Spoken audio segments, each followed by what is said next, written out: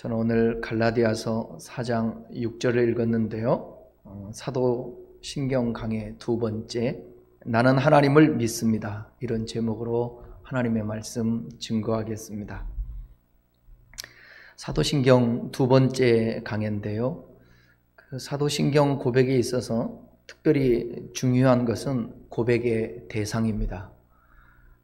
즉 믿음의 대상이죠. 그 믿음의 대상은 삼위일체 하나님입니다. 성부 하나님, 성자 하나님, 성령 하나님. 삼위일체 하나님은 우리가 논리적인 설명보다도 성경에서 말하고 있는 것까지만 이해하고 말해야 하는 신앙의 신비입니다. 성경을 통해서 알 수 있는 것은 하나님은 각각의 위를 가지신 세 분이시지만 본질상 하나이십니다. 그러니까 세 분이라고 해서 삼신을 말하는 것은 아닙니다. 성품이 똑같고 생각하고 계획하고 마음 먹는 것이 똑같다라는 거예요. 이게 신비죠. 어떻게 각자의 위가 있는데 어떻게 똑같을 수 있냐고요. 생각이 하나 될 수가 있냐 말이죠. 서로 충돌하지 않습니다. 이 삼위일체 하나님은 생각하고 마음 먹고 계획하는 것이 똑같은 거죠. 우리가 그렇게만 이해할 수 있습니다.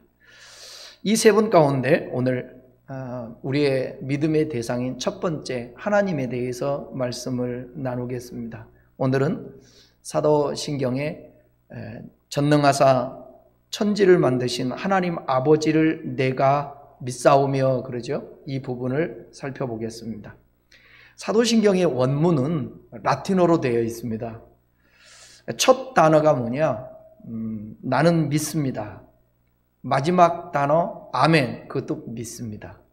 첫 단어 크레도라고 되어 있어요. 마지막 단어 아멘, 그렇게 되어 있죠. 그러니까 사도신경에서 이 두 단어를 뺀다면 신앙 고백이 될 수가 없습니다.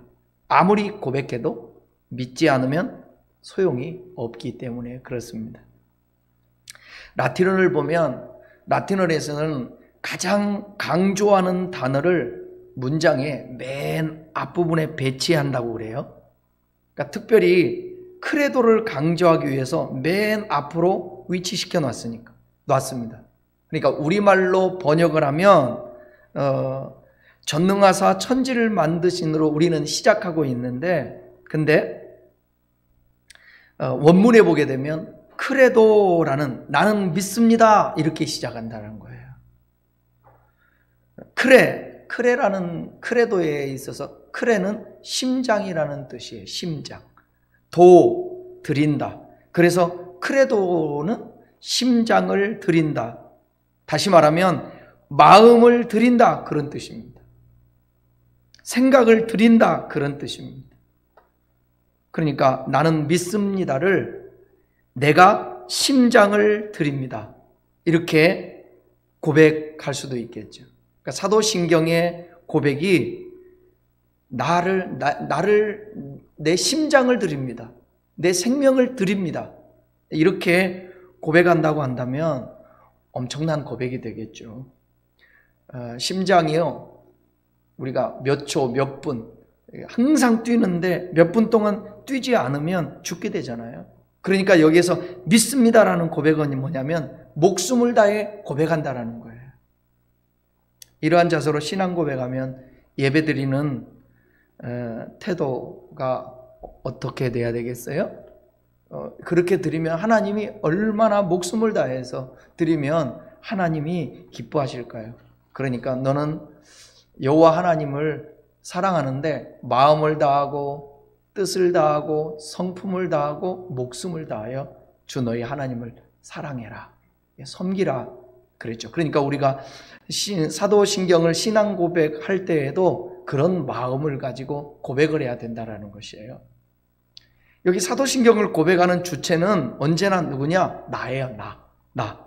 주체가 나예요. 내가 믿습니다. 내가 믿는 거예요.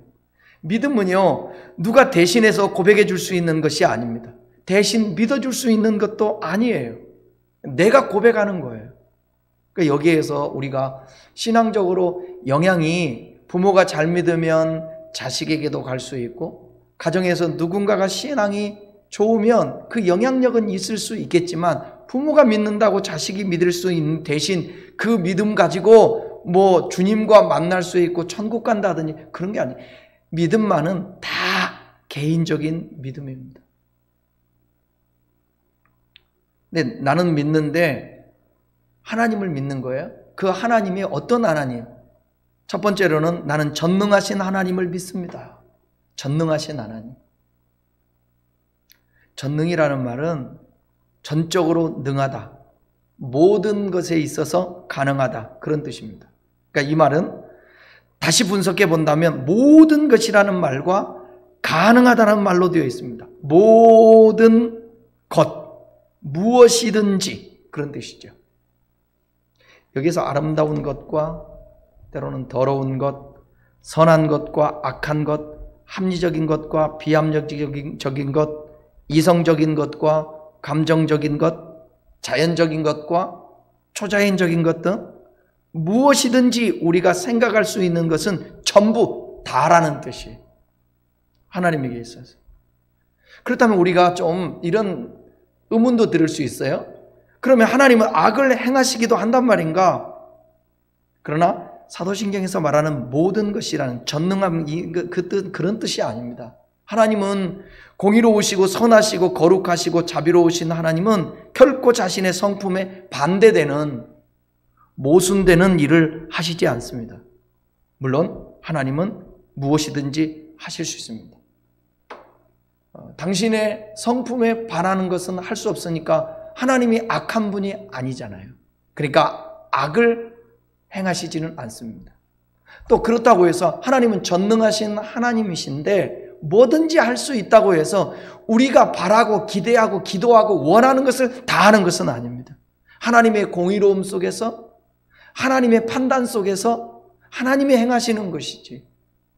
그래서 하나님에 대해서 제대로 알지를 못하면 그분은 전능하시다, 전능하신 하나님, 못할 일 전혀 없다고 하니까 내가 원하는 것을 무엇이든지 하나님 앞에 자꾸 요구하고 내 뜻을 관찰시키려고. 그 하나님의 전능함은 나의 뜻을 이루기 위한 전능함이 아니라 당신의 섭리를 이루시고 당신이 원하시는 선함을 이루기 위한 전능함이라는 것을 여러분 꼭 기억할 수 있기를 바랍니다.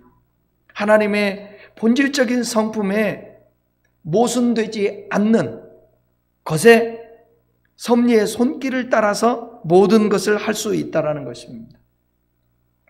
그 전능하신 하나님에 대해서 계시하는데 창세기 17장 1절에 보면 아브라함이 99세 때에 여호와께서 나타나셔서 나는 전능자라 하나님이 계시하십니다. 한번 읽어볼까요? 아브라함이 99세 때에 여호와께서 아브라함에게 나타나서 그에게 이르시되 나는 전능한 하나님이라 너는 내 앞에서 행하여 완전하라. 아브라함이 99세예요. 이삭을 낳는데 몇 세에 낳죠? 100세에 낳는단 말이에요. 100세에. 자손을 준다고 부를 때가 75세예요. 그러니까 지금 24년 됐어요. 약속받고 24년. 근데 약속이 이루어지지 않은 거예요. 그러니까 하나님의 시간과 우리의 시간이 다르기 때문에 여러분 신앙생활하면서 저는 정말 인내가 너무너무 중요하다고 봐요. 너에게 인내가 필요하면 하나님의 뜻을 행한 후에 약속을 받기 위함이라. 그러니까 인내하면서 아브라함이 하나님의 뜻을 행했어야 돼요. 하나님의 뜻은 뭐냐? 약속한 것을 믿고 오늘 주어진 삶을 하나님과 교제하며 하나님을 따라서 살아내는 거였어요. 그런데 하나님의 약속이 이루어지지 아니하고 자꾸 이 속에서 내 생각이 솟구치는 것입니다. 하나님의 약속이 희미해지는 거예요. 그때에 아브라함은 이스마엘을 하갈을 통해서 낳잖아요. 그 모습을 보고 하나님이 아브라함에게 하시는 말씀이에요. 나는 전능한 하나님이다. 너는 내 앞에서 행하여 완전하라. 내 말 좀 믿고 내가 말한 대로 너 순종하고 기다려봐라. 전능한 하나님의 이 히브리어를 보게 되면 전능하신 하나님을 엘샤다이 그렇게 말하는데, 엘은 하나님의 명칭 가운데서 엘로힘의 단수형이고요, 샤다이는 충분한, 자족한 그런 뜻을 갖고 있습니다. 그러니까 이 두 단어를 합하면 하나님은 전능하시다. 또 이제 이 단어를 다른 뜻으로 풀이하면 하나님은 산 위에 우뚝 서신, 위엄이 높으신 하나님이시다, 그런 뜻을 갖고 있습니다. 전능하신 하나님이란 하나님의 전 성격을 나타내는데 모든 것을 총괄하시는, 못할 것이 없는 그 하나님. 그러니까 여러분, 아브라함에게 하나님이 약속을 했잖아요. 자손을 주겠다고. 그것도 이제 아브라함과 사라 사이에서 주겠다고 약속했어요. 시간이 가면 우리들도 그러는 것 같아요. 첫사랑을 잊어버리면 절대로 안 되고, 제가 목회를 하면서 그래도 항상 생각하는, 그래도 나는 축복이다, 그래도 나는 축복이다, 항상 생각하는 게 뭐냐면, 저는 아무것도 없는 상태에서 내가 목회자가 되었고 교회를 개척하고 그러는 데 있어서 그 모든 동기와 출발점이 성공이 아니었거든요. 내가 잘 되어가지고 내가 누리려고 그런 게 아니라, 다만 근데 예수 믿고 신학교 간 것도 주님이 좋고 사랑스러운데 내가 할 일이 뭘까? 설교하고 싶어서, 전도하고 싶어서, 영혼 구원하고 싶어서 난 목사가 됐기 때문에, 그리고 개척할 때도 한 영혼을 내가 구원하기 위해서 개척을 하고 목회를 시작했기 때문에 저는 늘 언제나 그 생각이 들어요. 나는 어쨌든 처음에 시작이 그랬기 때문에 지금도 내 마음이 그 마음만 변함이 없다고 안다면 그때보다 훨씬 많은 것들을 가졌고 많은 사역을 했고, 그러니까 부족해도 누가 나를 어떻게 평가해도 그걸 견디면서 지금까지 온 거고, 앞으로도 하나님이 하라는 데까지 할 수 있을 것 같아요. 그러니까 아브라함의 실수는 뭐냐면 주님 꿀 만나고 주님 앞에 처음에 순종을 했잖아요. 본토친척 아비집을 떠나고. 우리도 그런 것 같아요. 항상 주님을 향한 그 순수한 마음, 나의 욕망이 이루어지지 않고 욕심이 채워지지 않고, 항상 볼 때 나는 다른 사람보다 뒤지고 신앙생활하는데 뭐가 이루어진 것도 같지도 않고, 아니요, 그렇지 않아요. 그러니까 끝까지 가야 돼요. 끝까지 믿어야 돼요. 달려갈 길 다 맞춰야 되고요, 믿음을 지켜야 돼요.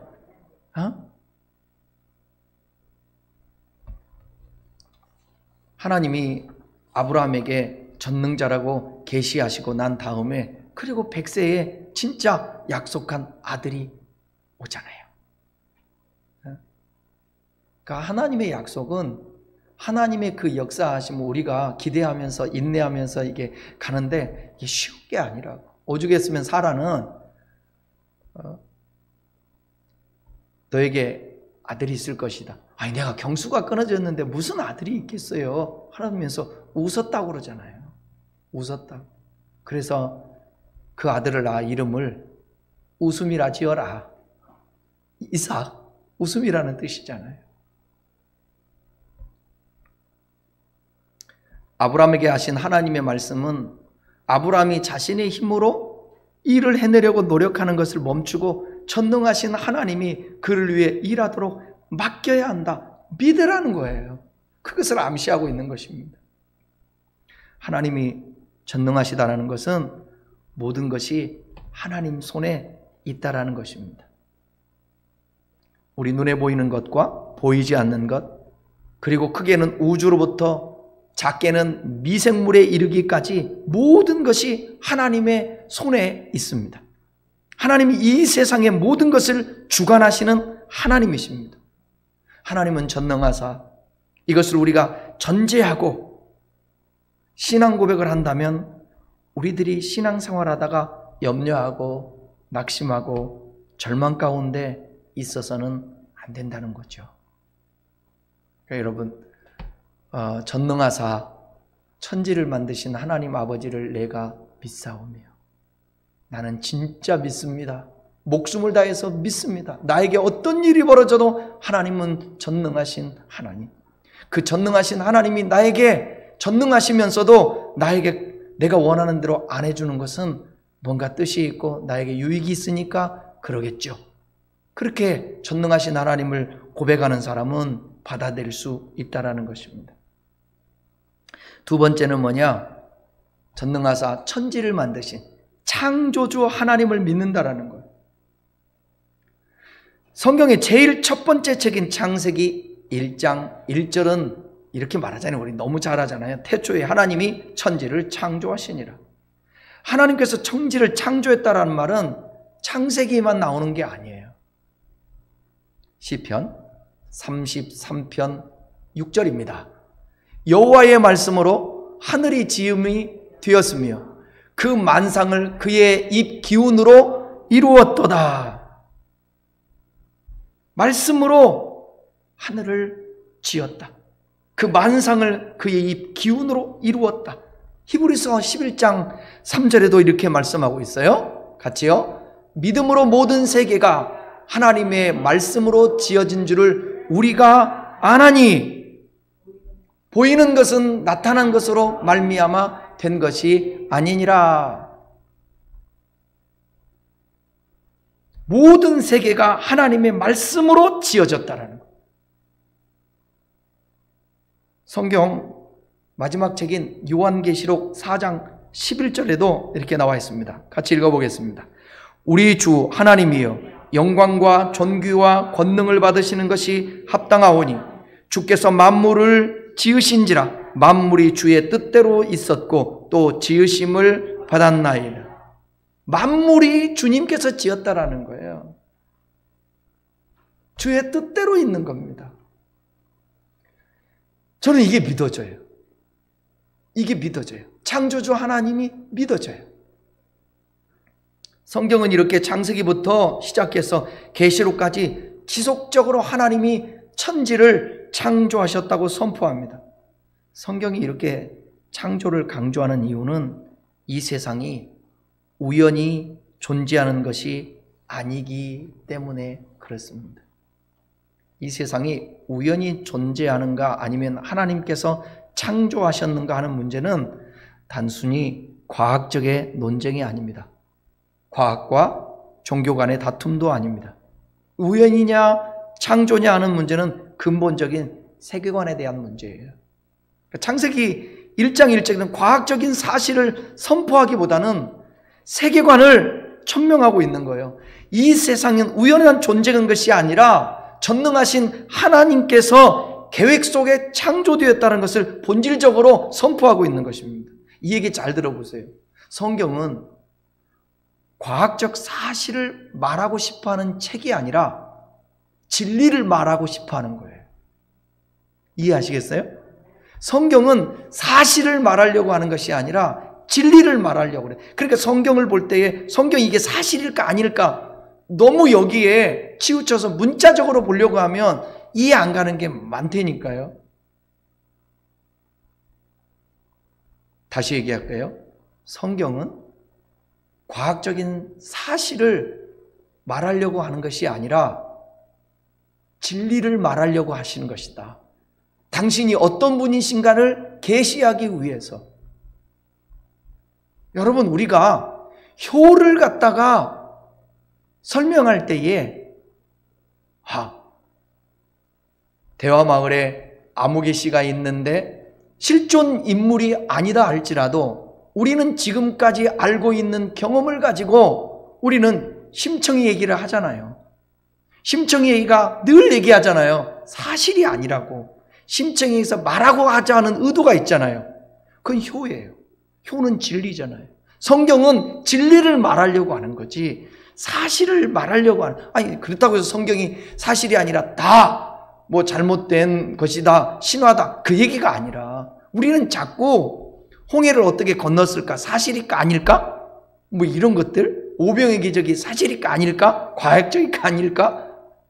이렇게 접근하려고 하면 안 된다라는 거죠. 그게 사실이 아니라는 게 아니라. 이해하시는지 모르겠네요.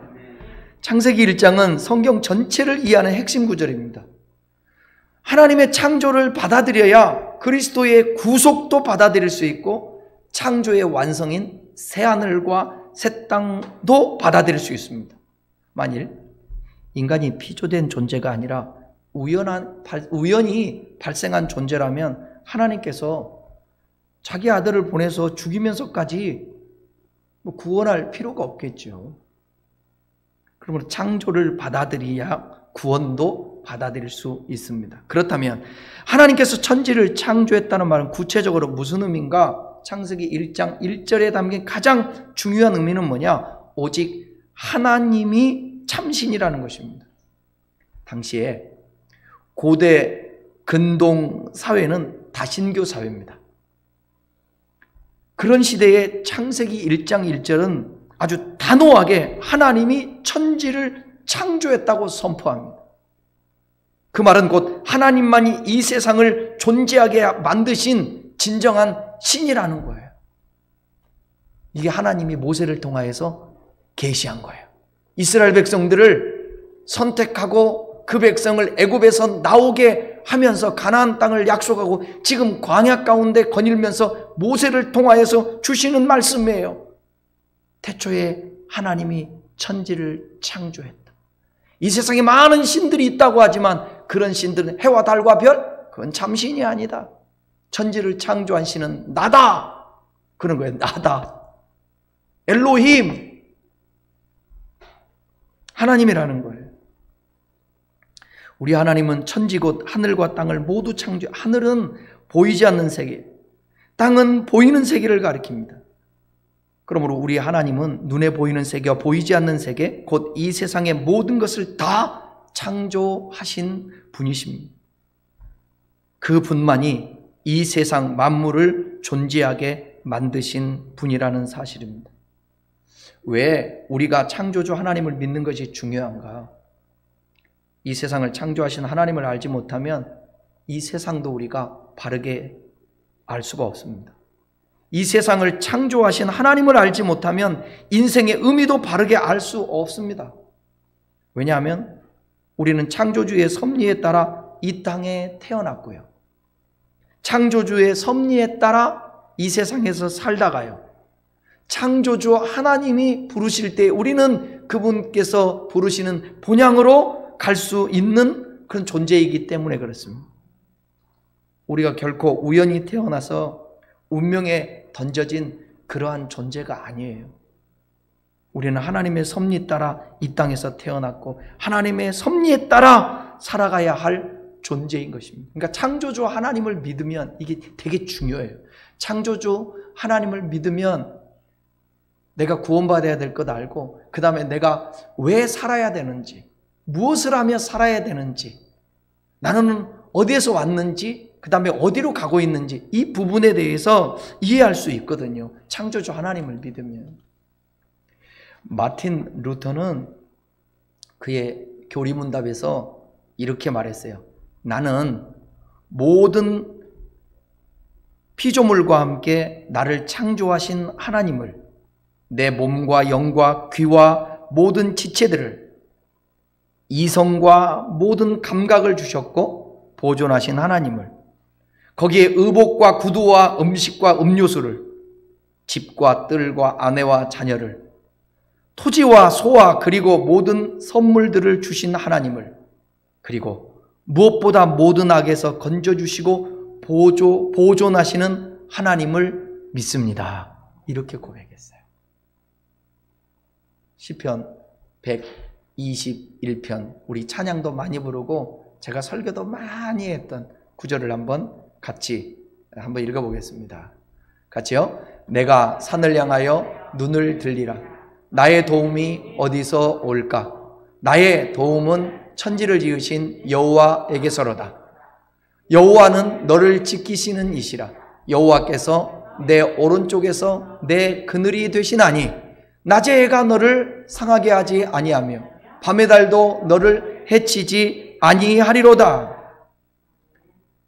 하나님이 하늘과 땅을 만드신 분이라면 그 고백은 인간이 무책임한 운명 속에 내던져지지 않았다는 것을 의미합니다. 인간의 운명을 지배하고 다스리는 것은 하늘의 해와 달, 별이 아니에요. 오직 창조주 하나님이 인간의 주인이라는 사실입니다. 지금 시인이 노래하는 것은 무엇이에요? 자신의 운명을 좌우하는 것이 해, 달 이런 것들이 아니라 창조주라고 노래하고 있는 겁니다. 그러니 여러분, 저는 예수를 믿고 하나님을 알게 된 이후에는 미신, 우상, 다른 신 이런 거에 대해서 얼마나 자유하게 됐는지 몰라요. 처음에 예수 믿고 나서 내가 믿는 신이 참 신이니까 다른 종교는 다 마귀니까 옛날에는 제가요 절 옆에도 지나가지도 않았어요. 무당 깃발이 있는 데는 가까이 하지도 않았다고. 정말 외람된 얘기지만 죄송한 얘기지만 전철을 타도 빈자리에서 스님 옆에 앉아 있으면 안 앉았어요. 근데 희한해요. 그 창조주 하나님에 대해서 이제 더 깊이 알고 성경을 알고 주님 내 안에 계시고 주님과 교제하고 그러다 보니까 절에 가도 그것도 하나님이 창조하신 것. 스님도 주님이 창조하신 분. 그래서 더 절에도 가서 막 구경도 했고요. 그 다음에 스님들하고 지금 소원이 그런 거예요. 스님들하고 한번 만나서 진리를 한번 같이 한번 얘기해 보면 좋겠다. 서로. 옛날에는 멀리하고 그랬는데 요즘은 그럴 필요가 없어요. 어떤 신을 섬기고 있어도 몰라서 그러니까. 점을 치고 우상을 섬기고 토정비기를, 왜 토정비기를 봐요? 이제 또 10년이 되어 가는데 토정비기를 볼 것이 아니라 우리 하나님 앞에 내 인생을 맡겨드리기 위해서 하나님의 말씀을 보고 길을 찾아야지.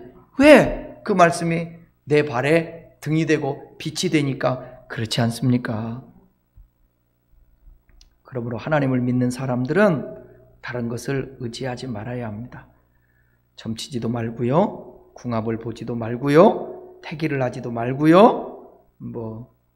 일확천금 누리려고 하는 그런 것들. 재미로 복권 사는 건 모르지만 진짜 당첨돼서 인생 한번 펴보려고 복권 사거나 그러지는 않았으면 좋겠어요. 왜냐하면 우리의 생명의 모든 것의 주인이 하나님이시기 때문에 그렇습니다.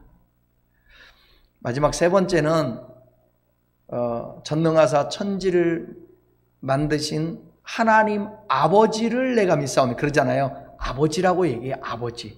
그래서 세 번째는 나는 아버지 하나님을 믿습니다. 오늘 본문 읽었던 갈라디아서 4장 6절 읽겠습니다. 시작. 너희가 아들임으로 하나님이 그 아들의 영을 우리 마음 가운데 보내사 아빠 아버지라 부르게 하셨느니라. 그 탕자의 비유 나오잖아요. 누가복음 15장에 보게 되면 탕자의 비유. 그 당시는 이제 가부장적인 사회입니다. 가부장적인 사회에서는 아버지가 절대적이죠. 아버지가. 우리나라 같은 경우도 가부장적 사회였잖아요. 지금도 아직도 그런 것들이 많은데, 그러니까 옛날에 아버지들이 자식을 업어준다든지 손을 잡아준다든지 끌어안아준다든지 이런 거 없잖아요. 옛날에 서울 상경에다가 추석에 한번 설에 한번 오는데 아버지 방에 있다고. 어머니는 버선발로 막 뛰어나와서 아들 왔냐 딸 왔냐 그러는데 아버지는 아랫목에서 하고 양반다리 딱 하고 들어와서 아래기까지 기다리는 거예요. 그게 가부장적이에요. 성경이 기록된 그 당시에도 마찬가지예요. 가부장적이라 그 당시에 아버지도 근엄해서 막 신발을 벗고 아니면 멀찍이서 막 기다리고 밖에서 아들을 기다리고 이런 일이 없다라는 거죠. 근데 탕자의 비유 보게 되면 여러분 잘 알잖아요. 탕자가 아버지의 유산 내놓으라고 해가지고 그 유산 받아서 가요. 원래 그 시대에는 유산 달라고 그러면 주는 게 아니에요. 아버지가, 부모가 죽든지 해야 그 유산이 물려주는 거죠. 그런데 달라고 그러니까 유산을 먼저 주죠. 아버지가. 그거 가지고 가서 허랑방탕하고 다 써버리고, 돼지나 먹는 그 쥐염 열매도 없어서 못 먹는 그런 상태. 그리고 돌이켜서 아버지께로 돌아오는데, 여러분 성경에 나오잖아요. 아버지가 산 거가 뭔데 기다리고 있는 거예요. 그리고 아버지가 달려가서 그 자식을 끌어안아 맞아주는 거예요. 이게 여러분 하나님 아버지예요. 우리는 너무나도 하나님의 말씀을 전하면서 그런 부분에서 저도 좀 미숙했던 것 같아요. 성경을 제대로 모르다 보니까 자꾸 율법적으로 들이대고 정죄하고, 당연히 우리가 죄인인가 아닌가에 대해서 그것은 당연히 하나님의 말씀을 통하여서 비춰보고 그 죄에 대해서 우리가 지적도 받고 또 탄식도 하고 회개도 하고 그래야 되겠죠. 근데 여러분, 우리가 율법만 앞세우면 절대로 안 돼요. 하나님 아버지는 사랑의 아버지. 집에서 큰아들은 탕자 생활도 하지 아니하고 아버지와 함께 열심히 일했던 아들 아닙니까? 그런데 아들이, 둘째 동생이 자기 동생이 돌아왔을 때에 정죄를 하고 아버지한테 불만을 품잖아요. 나는 늘 아버지와 함께하고 있었었는데 금가락지도 끼워주지도 않고 소도 한 마리 잡아주지도 않고, 그런데 저렇게 방탕한 녀석이 왔는데 아버지 그럴 수 있습니까? 이게 율법이에요. 아버지가 그를 끌어안고 맞아준 것은 뭐냐면 은혜, 사랑이에요. 그러니까 하나님 아버지는요, 이렇게 놀라운 거예요. 성경에서 말하고 있는 아버지 하나님은 탕자를 맞이하는 하나님이에요. 근데 오늘 본문에서 보게 되면 여러분, 아버지라는 표현을 하지 않고 뭐라고 표현을 해요? 아빠, 아버지라 그렇게 아버지를 아빠는 친근감 있게. 가정에서 아이들이 아버지를 부르는 아주 친근한 호칭이 아빠입니다. 예수님은 하나님을 아빠라고 부르셨습니다.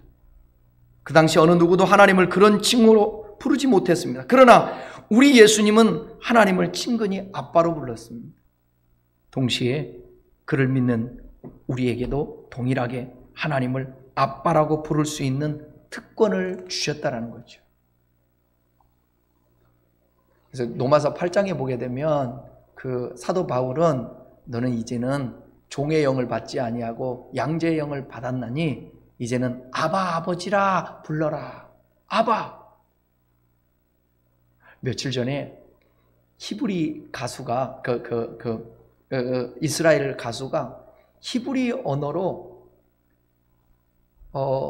찬양을 하는데 정말 감동이 되더라고요. 아바 하나님을 불러요. 아바. 멜렉이라는 것은 왕이라는 뜻이거든요. 멜렉, 아바. 소리치고 감동들여서 울먹이면서 아바 노래를 부르는데 얼마나 감동이 되든지.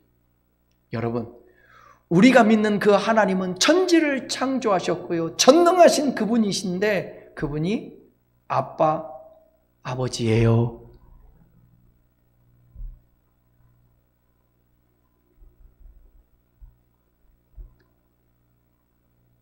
우리가 두려워서 감히 그분 앞에 설 수 없을 것 같지만 하나님은 친히 찾아오셔서 우리에게 은혜를 베풀었다. 그 은혜를 베풀었다라는 건 뭐냐? 그분이 무릎을 꿇었다, 이런 뜻이잖아요. 하나님이 어떤 분이신데 무릎을 꿇습니까? 그 얘기는 뭐예요? 십자가에 희생까지 하시면서 우리를 받아준다는 거예요. 예수님이 이 땅에 올 때 섬기러 왔대요. 하나님 아버지는 우리를 사랑하세요. 그러니까 마태복음 6장에서 말씀하고 있는 그 돌보시는 아빠 하나님을 믿게 되면 우리는 염려할 수 없어요. 그러므로 내가 너에게 이르노니 목숨을 위하여 무엇을 먹을까 마실까, 몸을 위하여 무엇을 입을까 염려하지 말라. 목숨이 음식보다 중하지 아니하며 몸이 의복보다 중하지 아니하냐. 공중의 새를 보라. 심지도 않고 거두지도 않고 창고에 모아들이지도 아니하되 너희 하늘 아버지께서 기르시나니 너희는 이것들보다 귀하지 아니하냐.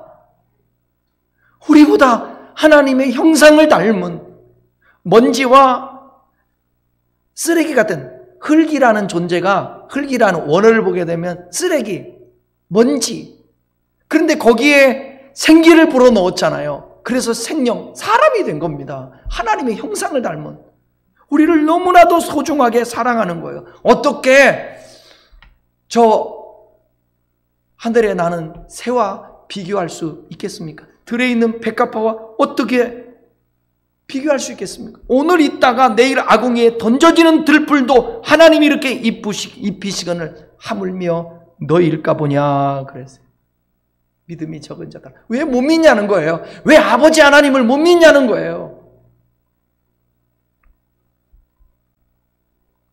그러므로 우리 교회 여러분, 그 믿음이 안 오거든 성경에도 요한일서에 나오잖아요. 하나님의 사랑을 알고 믿었노니. 하나님, 저 주님의 사랑을 더 깊이 깨달을 수 있도록 하나님 계시해 주세요. 그래서 주님 사랑할 수 있도록, 그 하나님의 사랑을 느낄 수 있도록 도와주세요. 저도 신앙생활하고 목회생활하면서 다윗도 그랬잖아요. 하나님이 침묵할 때가 참 힘들어요. 욥도 그랬잖아요. 욥기서 보게 되면 앞을 봐도 옆을 봐도 어디를 봐도 하나님이 안 계시는 거예요. 그러나 오직 그가 나의 달려갈 길을 아시나니 나를 연단한 후에는 정금 같게 나오게 하시리라. 이 주님이 보이지 않을 때가 제일 힘들거든요. 아무리 주님을 찾아도 주님이 침묵할 때가, 그때가 제일 힘들거든요. 근데 제가 지나고 보니까 그분이 일부러 나에게서 벗어나려고, 나를 포기하려고, 나를 지켜보지 않으려고 그런 것이 아니라 나를 유익하게 하고 나를 단련하게 만들고 나를 탄탄하게 만들게 하기 위해서 하나님께서 침묵하셨다라는 사실을 알겠더라고요. 아, 그것도 사랑이구나. 제가 여러 번 말씀드렸지만 저는 아버지를 통해서도 그런 묵뚝뚝뚝한 아버지, 표현 없는 아버지, 무서운 아버지, 그러나 그 마음의 본심을 알게 된 후로부터 문화가 표현을 못해서 그랬었구나. 근데 여러분, 하나님은 지금 표현하잖아요. 방에서 앉아서 맞아들이고, 너희는 봐라, 그 유산 다 어디다 갔다가 다 허랑방탕하고 다 잃어버리고 왔니? 그러지 않고 맞아주잖아요. 아빠 하나님으로 부르라고 그러잖아요. 아들을 아끼지 아니하시고 주시는 아버지 하나님이잖아요. 그 하나님을 믿고, 나는 그랬어요. 신앙의 첫 단계는 그래요. 아들까지 주신 아버지가 왜 안 주냐고, 성경 거짓말이냐고. 그러면서 우리 아들 때문에 제가 많은 걸 깨달았잖아요. 7살 땐가 6살 땐가 막 내가 혼내고 이놈 자식 매를 드니까 아빠가 사랑한다면서 때린다고 말이에요. 걔 머리로는 이해가 가는 거예요. 왜 사랑한다며 때리는 거예요? 사랑과 때리는 것은 매치가 안 되죠. 이해가 안 돼요. 어른이 돼봐야 그게 알 수 있는 거잖아요. 징계가 없으면 사생활하고 그렇게 얘기하지 않았습니까?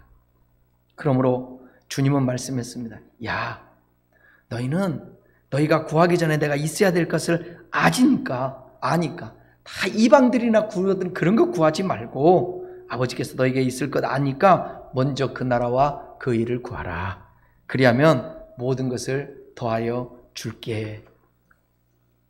전능하신 하나님을 나의 아버지로 믿는 사람은 하나님의 섭리를 인정하는 삶을 삽니다. 성경은 하나님의 섭리가 없으면 참새 한 마리도 땅에 떨어지지 않는다는 그런 말씀을 하고 있습니다. 우리는 때로 우리 주변에서 벌어지는 상황을 보고 절망할 때도 있어요. 때로 우리는 두렵게 만드는 일이 우리를 엄습할 때도 있어요. 그러나 하나님을 아버지로 믿는 사람들은 이 세상의 모든 일이 하나님의 섭리에 달려있다고 믿기 때문에 현실을 두려워하지 않고 환난이나 곤고나 핍박이나 유업이나 기근이나 박해나 적신이라 칼이라 그 어떤 것도 두려워하지 않습니다. 죽음이 우리를 위협한다고 해도 죽으면 죽으리라 믿습니다 하는 것입니다. 교우 여러분, 죽음이 꼭 나쁜 것만은 아닙니다. 근데 여러분, 하나님이 죽고 사는 것도 주관하시고 있고 없는 것도 주관하신다. 그래, 하나님 앞에 내가 붙어있는 것이 가장 복이다. 나는 죽어도 산다. 이 믿음이 있으면 우리는 어떤 상황들도 받아들일 수 있게 되는 거예요. 아버지 하나님이 오직 합력하여 선을 이루시겠습니까?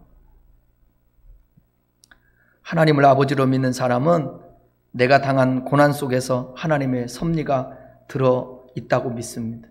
비록 지금 고난이 닥친다고 해도 하나님을 사랑하는 자, 곧 그 뜻대로 부르심을 입는 자들은 모든 것이 합력하여 선을 이룰 것을 믿습니다. 그래서 하나님을 나의 아버지로 믿는 사람은 하나님의 섭리를 인정하는 것입니다. 그것이 진정으로 하나님을 아버지로 믿는 삶입니다. 말씀을 마치겠습니다. 사랑하는 우리 교회 여러분, 여러분은 어떤 하나님을 믿습니까? 저는 창조주 하나님을 믿습니다. 저는 전능하신 하나님을 믿습니다. 저는 나를 사랑하신 하나님을 믿습니다. 오늘 세상 사람들은 하나님을 막연한 절대자로 믿습니다. 도덕적으로 선한 교훈을 주는 분으로 믿습니다. 그러나 우리는 하나님을 그런 하나님으로 믿는 게 아니에요. 살아계셔서 인격을 가고 계시는, 내 안에 거하시는, 나와 함께 기뻐하고 나와 함께 아파하시는 그 하나님을 믿는 것입니다. 우리가 믿는 하나님은 전능하신 창조주이시며 나의 아버지이십니다. 그러면서도 사랑의 하나님이 내가 기쁠 때 함께 기뻐하고 내가 울 때 함께 울어주고, 늘 제가 얘기하잖아요. 아버지 하나님 기분이 되게 좋네요. 너 좋냐? 나도 좋다. 하나님 마음이 되게 슬프고 아프고 외롭고 괴롭고 힘드네. 그러냐? 네 마음 안다. 주님이 그런 거예요. 그러니까 주님과 자꾸 깊은 교제와 사귐이 있으면 이 세상 것의 어떤 연연과 사랑보다는 하나님의 사랑에 젖어서 우리가 좀 더 자유할 수 있고 평안을 누릴 수 있는 줄 믿습니다. 나는 믿습니다. 시작하는 천지 만물을 창조하시고 우리 가운데 전능하신 하나님으로, 사랑의 아버지 하나님으로 찾아오신 그 하나님을, 믿음을 여러분 축복이라고 생각하고 그 신앙 고백을 우리가 예배 때마다 신앙 고백할 때 진심을 다해서 고백해서 하나님의 그 축복과 은혜를 경험하고 영광 드러내는 저와 여러분 되기를 주님의 이름으로 축원합니다.